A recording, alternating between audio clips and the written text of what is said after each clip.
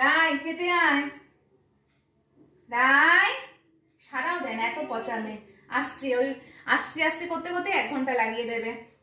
Hello বন্ধুরা, Sunday lunch বেড়ে নিয়েছি। তবে সানডের বাজারে আজকে আমি জমিয়ে ফাঁকি মেরেছি।